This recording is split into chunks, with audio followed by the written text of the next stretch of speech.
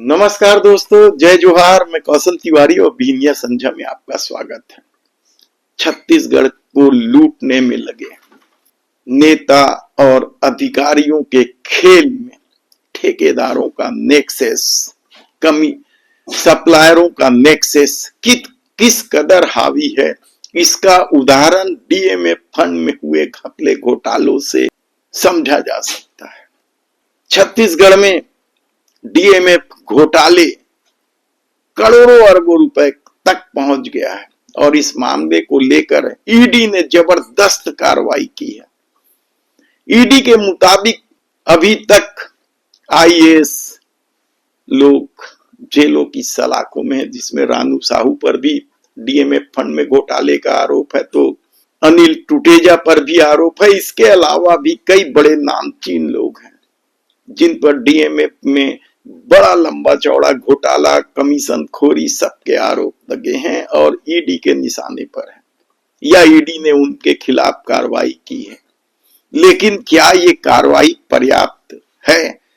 शायद नहीं, और इसीलिए इस मामले को लेकर लगातार छत्तीसगढ़ के पूर्व गृह मंत्री नंदकीराम कंवर प्रधानमंत्री कार्यालय पर दबाव बना रहे थे और इसके दबाव का अब जाकर असर हुआ है कि प्रधानमंत्री कार्यालय ने इस मामले की सीबीआई जांच का आदेश दे दिया। अब देखना है कि छत्तीसगढ़ में बैठी डबल इंजन की सरकार सीबीआई को कितना जल्दी दस्तावेज उपलब्ध कराती है और इस डीएमएफ फंड की जांच में मदद करती है। हालांकि इसकी संभावना बेहद कम है, क्योंकि जिस तरीके से पिछले मामले सामने आए हैं, सीबीआई जांच तो कई मामलों में कर रही है, शराब घोटाले में भी कर रही है, पीएससी घोटाले में भी कर रही है, कोयला घोटाले में भी कर रही है और सारे मामले में कर रही है। और जिस तरीके से सत्ता का रवैया रहा है,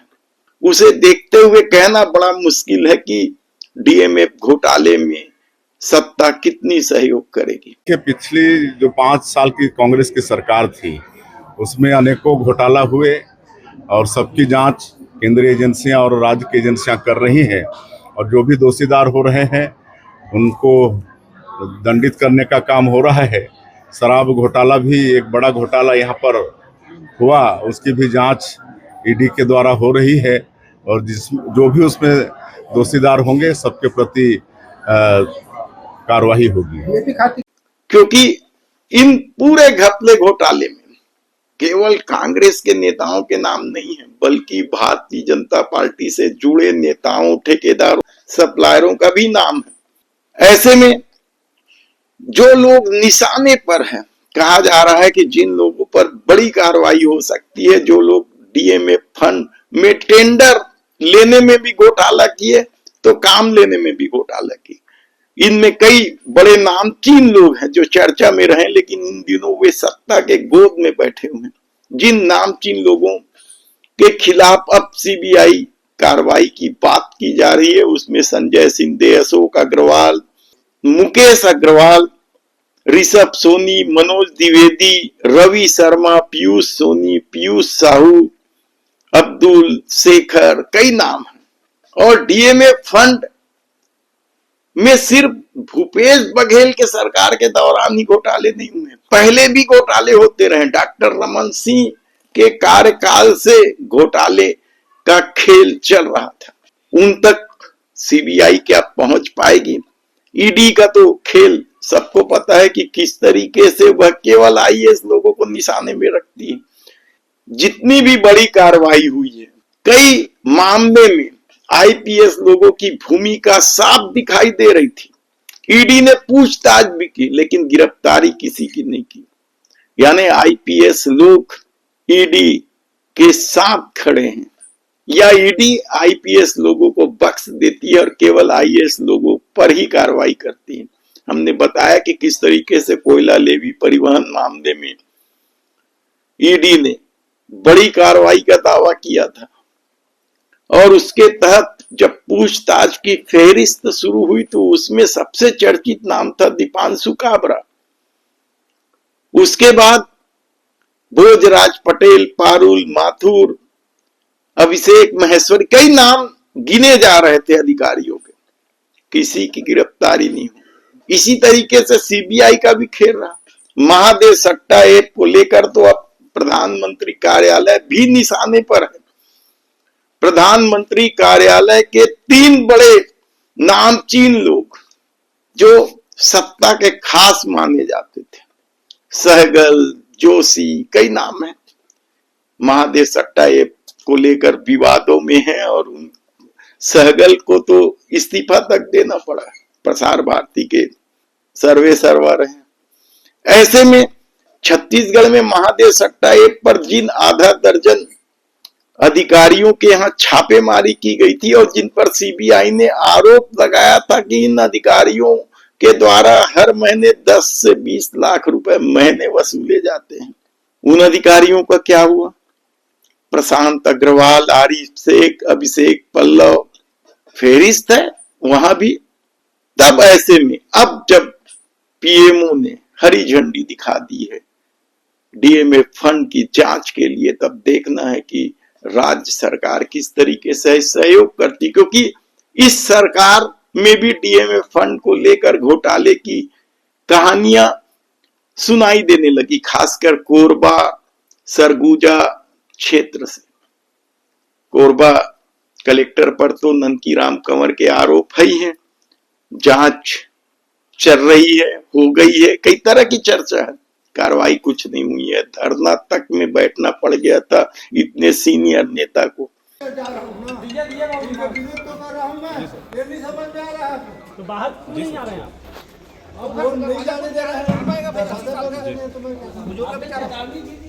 कहाँ जाना चाहते हैं सर? कहाँ जाना चाहते हैं? सर कहाँ जाना चाह रहे हो? अभी कहाँ जाना चाह रहे हैं? अरे पहले जाने तो दो यार। ये ननकीराम कंवर और ये देखिए यहाँ से पुलिस प्रशासन के अधिकारी मौजूद हैं। देखिए किस तरह की स्थिति आ रही है, नाराज हो गए।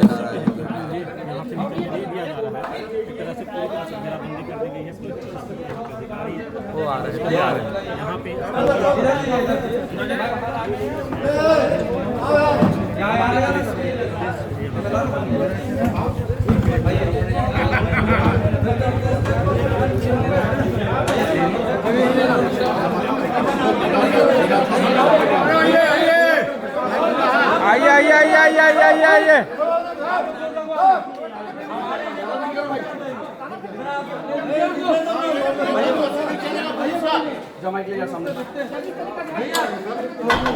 आइए। आइए। इसको आप खुलवा दीजिए।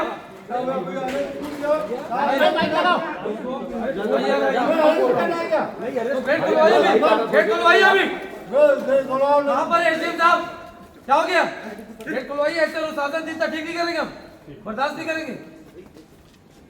गुंडागर्दी थोड़ी चलेगा जी। आपकी यहाँ नौकरशाही नहीं चलेगी, दादागिरी। एक आप नहीं चलेगा। क्या समझ के रखे हो? आइए आप, आइए। आप रखना चाह रहे हैं यहाँ पर? खुलवाइए।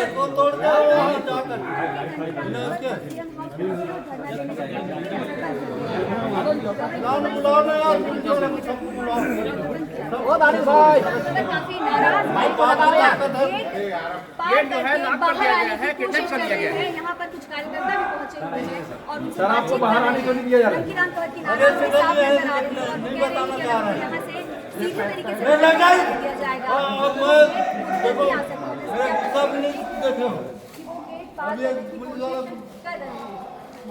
बताया कुछ क्या आपको बाहर जाने नहीं दिया जा रहा है यहाँ से? अब अरेस्ट कर लिए, ऐसा नहीं बोल रहे हैं, लेकिन अरेस्ट जैसे ही किया। नजर बंद कर दिया गया था आपको अपनी ही सरकार। नहीं आया तो था मैं। अब अपनी सरकार क्या कर रही है तो देख लेंगे। लोग बोल रहे हैं 10 सीट से ज्यादा नहीं आएगा, चाहे वो डॉक्टर रमन क्या बोलते हैं, कुछ भी कर ले। तो कोरिया जैसे क्षेत्र में डीएमएफ फंड से कोचिंग इंस्टीट्यूट को लेकर भी कई तरह के सवाल हैं।